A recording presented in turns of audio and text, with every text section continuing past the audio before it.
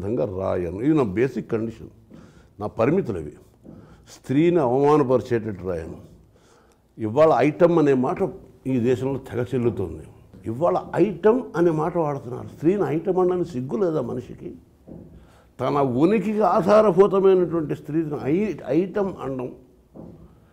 Item ఏంటి? అసలు మనిషి కనీసం సిగ్గుపడడం మానేశాడు. తన ఉనికికి ఆధారభూతమైనటువంటి స్త్రీని కృతజ్ఞుడిగా ఉండడం మానేసి ఐటమ్ అని ఒక మాట మాట్లాడుతూ, మొన్న కూడా ఏదో ఒక చర్చలో ఒక వ్యక్తి నాతో అన్నాడు, పేరు అనవసరం, ఒక ఐటమ్ గల పాట రాయవలసి వస్తే రామాయణం రాస్తారట. ముందర ఐటమ్ గల మాట వెనక్కి తీసుకో. ఫస్ట్ మగవాడి చూపుల ఆకలికి ఆహారంగా తన దేహాన్ని అర్పించవలసిన దౌర్భాగ్య స్థితిలో స్త్రీని ఉంచడం నీ తాలూ దౌర్భాగ్యం, నీ దౌర్భాగ్యం, నీ దౌష్ట్యం, నీ దౌర్జన్యం, నీ తాలూకు దుశ్చీలత. దీన్ని బట్టి ఐటమ్ గల పాట రాయడం ఏంటి? అలాంటి సిచ్యువేషన్స్ వస్తాయి. స్త్రీ అయితే అనకూడదా? కొంతకాలం నేలకు వస్తాం. స్త్రీ పురుషులు అనేవి బయోలాజికల్ డిఫరెన్సెస్. రూపాయి అనేది కోణం నీకు తీసుకొచ్చిస్తా, అది షోలే సినిమాలో చూపిస్తాడు. ఇట్లా వేసినప్పుడు అరే రెండు పక్కల బొమ్మే ఉంది, రెండు పక్కల బొమ్మే కానీ రెండు పక్కల బొరుసే కానీ ఉన్న నాణ్యం తీసుకెళ్ళి ఇస్తే ఎక్కడైనా రూపాయిగా చలామణి అవుతుందా? సో రెండిటి ద్వారా ఒకటిని గుర్తించడం అనేటువంటి ఒక సృష్టి సత్యం ఏదైతే ఉందో అలాగ మానవుడిని స్త్రీ పురుషులుగా మార్చింది అంత తప్పిస్తే, మొట్టమొదటి బేసిక్గా హ్యూమన్నెస్ ఇస్ దర్. హ్యూమన్నెస్ అని ఒక మాట ఉంది. మానవత, మానవీయత, అదే ఉదాత్తమైన సుగుణం కాదు, ఒక ఫినామినన్. ఆ ఫినామినన్లో స్త్రీ పురుషుల భేదం ఎక్కడ ఉంది? ఎనాటమీలో స్త్రీ గుండె వేరా చెప్పుడా? ప్రతి జీవగణం కేవలము ఆ సంతానోత్పన్నత కోసం, ప్రాకృతికమైన ఒక అవసరం కోసం. అలాగే ప్రతి విషయాన్ని రెండు ద్వారా ఒకటి చూడటం. మనకి ఒక విషయాన్ని చూడడం రెండు కాళ్ళు ఎందుకు? అటు ఇటు చూడమనా? ఒక విషయాన్ని నడవడానికి రెండు కాళ్ళు ఎందుకు? అటు ఇటు నడవమనా? సో ఇవాళ మనం వాడుతున్నటువంటి టెక్నాలజీలో కూడా మొత్తం టెక్నాలజీకి అంతటికి మూలాధారమైనటువంటి భాష ఇది బైనరీ లాంగ్వేజ్.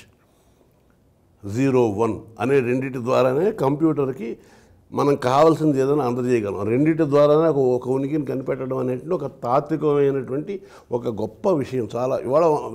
సో ఆ విధంగా చూసుకుంటే బేసిక్గా స్త్రీ కూడా మనిషి. స్త్రీ కూడా మనిషి ఏమిటి? స్త్రీ కూడా మనిషి అని చెప్పి లైసెన్స్ ఇస్తావేంటి? నువ్వు మధ్యలో నువ్వే పడవి. అసలు నీ ఉనికికి ఆధారపోతావారు. సో ఇలాంటి, అందుకనే సినిమాలో స్త్రీ గురించి ఎప్పుడు రాయవలసి వచ్చినప్పటికీ కూడా మొట్టమొదటి తల్లి, ప్రకృతి, ఈ రెండింటినీ గుర్తుపెట్టుకో. ఈ రెండు లేకపోతే నీకు అసలు ఊపిరే లేదు, ఆయువే లేదు. కలిసి రాని కాలం ఎంత శీలం పోవడం, ఇలాంటి విచిత్రమైన పదాలు, స్త్రీ ఆత్మహత్య చేసుకొని చచ్చిపోవడం, దాని సమయంలో రాసినప్పుడు రాశాన్ని మనకి విచిత్రమైన సామెతలు కూడా పుట్టించారు మన సంస్కృతిలో. ఆడదుగా పుట్టడం కంటే అడవిలో మానే పుట్టడం మేలు, ఆడదిగా పుట్టడం కంటే అడవిలో మానే పుట్టడం మేలు. అంత దౌర్భాగ్యంలోకి దింపేసేదాకా హింసిస్తూనే వచ్చారు. కలిసిరాని కాలం ఎంత కాటేస్తున్నా, చలి చిదిమేస్తున్నా, కూలిపోదు వేరు ఉన్న తరువు ఏదైనా, తనువే మోడైనా. ఆయువును పంచే ఆడదానివమ్మా నువ్వు, లేకపోతే భూమిపై ఆయువును పోసే ఆడదానివమ్మ, బేలపై నువ్వు కూలితే నేలపై జీవముండదమ్మా, మనసు కాస్త కలతబడితే మందు ఇమ్మని మరణాన్ని అడగకు, కనుల నీరు తొడుచువారు ఎవరు లేరని చితి ఒడికి చేరకు. కన్నీటిని తొడవటానికి చితి మంట కాదా ఆధారం? సాటి మనిషి వేలు కావాలి. సో తను పుట్టినటువంటి గర్భకోశాన్ని అవమానిస్తున్నటువంటి స్థితిలో ఉన్న మనిషి మేలుకోవటానికి అనుక్షణం సందర్భం ఎప్పుడొచ్చినా స్త్రీకి సంబంధించినటువంటి ఔన్నత్యం కంట నీ నిమ్నత్వాన్ని ఎక్కువ రాస్తాను. అది చాలా ఇంపార్టెంట్ నాకు. స్త్రీ ఉన్నతురాలో కాదో వేరే విషయం, నువ్వు మాత్రం అల్పుడివి, అది మాత్రం గ్యారంటీ.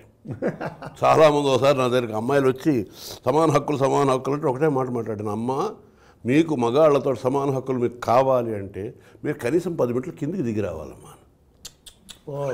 వస్తే వస్తేనే మీకు సమాన హక్కులు వస్తాయి. ఎందుకంటే మేము డ్రైవ్ చేయగలం, ఆకాశాల్లో ఎగరగలం, నీటిలో ఈదగలం, గాడిద గుడ్డు చేయగలం, కంకరపాటి కనలేమే, పెంచలేమే. అసలు పుట్టుకకు ఆధారభూతమైనటువంటి ఆ స్త్రీత్వం అన్నది దేవతతో సమానం. సో మీరు దిగిరండి. మీరు ఎంతసేపు మేము కూడా ఇంజిన్ తోలుతాం తోలండి. ఎందుకు తోలకూడదు రూలే ఉంది, తోలండి, ఆయాసపడండి. కానీ మీకు మీలో గర్వం ఉండాలి. అసలు ఈ సమాజాన్ని తయారు చేయడానికి సామాజికులు అని చెప్పుకునే మనుషులను తయారు చేసింది నేను. ఆ గర్వం వాళ్ళ స్త్రీ తన తాలూకు స్వీయాత్మ అభిమానాన్ని వదులుకునే స్థితి దాకా సమాజం తీసుకెళ్ళిపోయింది. అది ఆ ఆవేదన ప్రతి చోట చూపిస్తుంది. కొంతకాలం నేలకు వచ్చాము, అతిథులై ఉండి వెళ్ళగా. కోటలైనా కొంపలైనా ఏవి స్థిరాస్తి కాదు. ఇవి ఇలాంటి సమయాల్లో నేను ఏం కోరుకుంటానంటే ఆ పొయిటిక్ వే ఆఫ్ ఎక్స్ప్రెషన్ ద్వారా ఒక గొప్ప థాట్ గుండెలో పేలుద్దామని అనుకుంటా. ఒక్కసారి మనం ఆలోచించిన విషయాలు ఒక్కసారి కూర్చొని ఆలోచించు. ఏ కోట కట్టిన చక్రవర్తి ఆ కోటలో కాపురం చేశాడు చెప్పు. ఎందుకంటే కోట కట్టడానికి 400 ఏళ్ళు పడుతుంది. ఏ చక్రవర్తి 400 ఏళ్ళు బతకాడు? వాడు కోటల రాజులు కడతారు, వాడి తరాలు గడిచిపోతాయి. వీడు కోట పూర్తి అయ్యేటప్పుడు శత్రురాజు వాడు తరివేసి వాడు చీమలు పెట్టిన పుట్టలు పాముల నిలవైనట్లు. సో కోటలైనా కొంపలైనా ఏవి స్థిరాస్తి కాదు కదా. కాస్త స్నేహం, కాస్త సహనం పంచుకోవచ్చు హాయిగా. ఇంతకన్నా సొంతం అంటూ ప్రపంచ పటాన లేదుగా. ఇది ఒక అమ్మాయి క్లబ్లో డ్యాన్స్ చేస్తూ పాడుతారు. పాడకూడదా? క్లబ్లో డ్యాన్స్ చేయడం అనేది ఒకానొక వృత్తి. తన పొట్టపోసుకోవడానికి ఆ అమ్మాయికి వచ్చిన పని అమ్మాయి చేస్తున్నాం, పాడగలదు, పాడుతుంది. ఆ అమ్మాయి మంచి మాట్లాడకూడదా? పుట్టింటోళ్ళు వదిలేశారు, వాళ్ళు వదిలేశారు, నువ్వు జాగ్రత్తిస్తావా అన్న దౌర్భాగ్యంలోనే బతకాలా? సో ప్రతి చోట కోటి చుక్కల చీకటి ఉందని రాత్రి భయపడలేదే, కోటి చుక్కల కాంతితో తన వేకుని వెతుకుతుంది. ఇది కూడా సోకాల్డ్ ఐటమ్గా భావించుకున్నట్టు ఒక స్త్రీకి రాసిన పాట. చీకటి ఉందని చింతతో నడిరాత్రి నిద్రపోలేదే. రాత్రి నిద్రపోలేదు, రాత్రిలో మనం నిద్రపోయాం. చీకటిగా ఉందని చెప్పి రాత్రి పూట నిద్రపోయిందా? లేదు.